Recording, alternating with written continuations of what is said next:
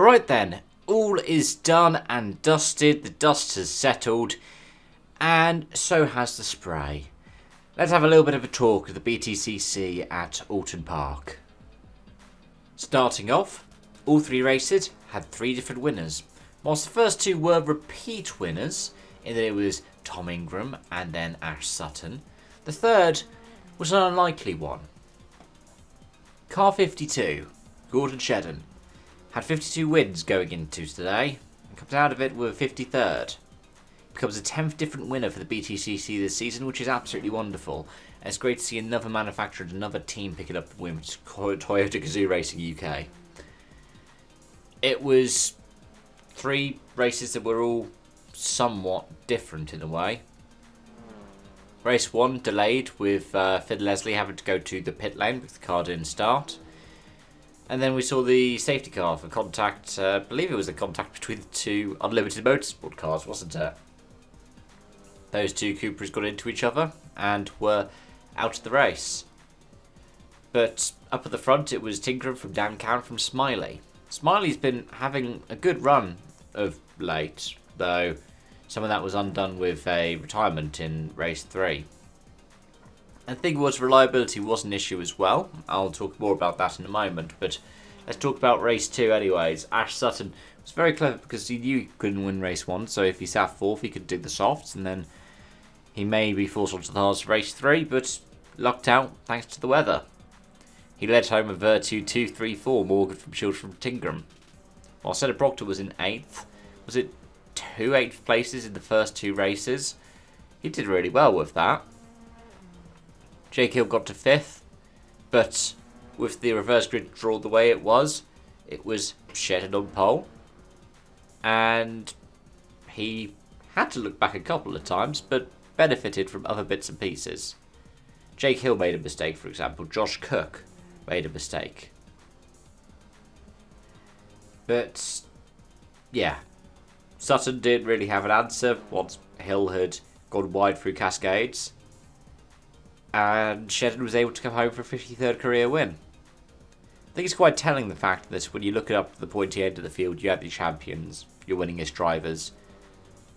Oulton Park's a tricky track for that, and it means that typically you will see the very best up at the front. But yeah, it was a difficult race for a lot of people, a difficult weekend. Halstead and Taylor Swift didn't take the start for race 3, and that was due to issues that forced them out of race 2.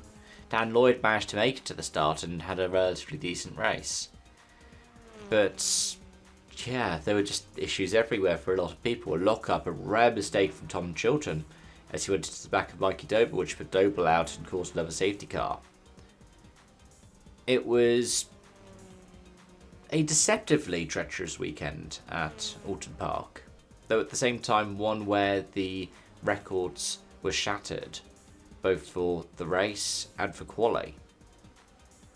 For the 5th time this season, in as many rounds, at least one lap record's been broken, and for the 2nd time after Brands Indy, both have been. Now do a quick championship update. Ash Sutton leads Tom Ingram from 11 points now, the gap. And yeah, it is about making the best out of the trickier weekends for both of them. 3rd and 4th now are Dan Cam and Robo. 161 and 159. Jake Hill, after the issues he's had this weekend, is down to 5th place, 143. There's Morgan on 119, Chilton on 114, Cook on 106. Chris Smiley in 9th place is the only other one above 100 points. Charles Rainford in 10th on 85. So, unsurprisingly, it's looking good for Alliance and for Ford at the moment. And, well, it's testament to how well they have managed to put it all together. It's supposedly the last season for the Focus.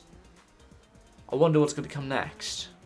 Whoever comes next, there will be a change in the future of how the broadcast is delivered. And that is because there were not only one retirement for Steve Ryder, but also Mary Hutchinson, who's been a PA for them. And it was really lovely to see the spotlight shone on her as well in the outro segment for the show. A nice way to kind of put it all together and have the kind of family feel that I've always loved about the BTCC. I've been a fan of it now for well over 20 years.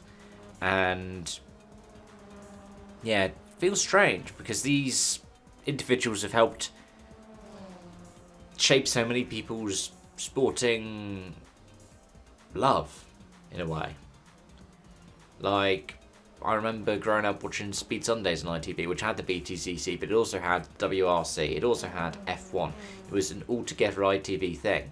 It opened me to the world of motorsport in a lot of other ways. A story of people like Alex Zanardi. I think I somewhere on the shelves around me have got the recording of the one in 2004 where they were talking about that.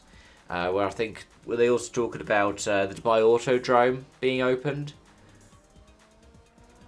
So much of what I've grown up with in sports has come from ITV Sports, and so many of it from World Cups to World Championships in motorsport has been presented by Steve Ryder.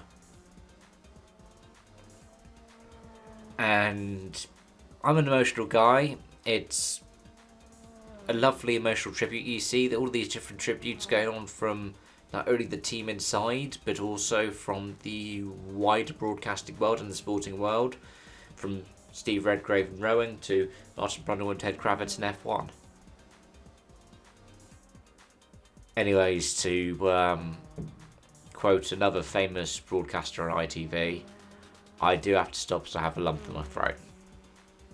Thanks for watching and joining, folks. Let me know your thoughts in the comment section down below. And yeah, got a long break now until the next BTCC round. I think it's about 6 weeks until is it Knock Hill next?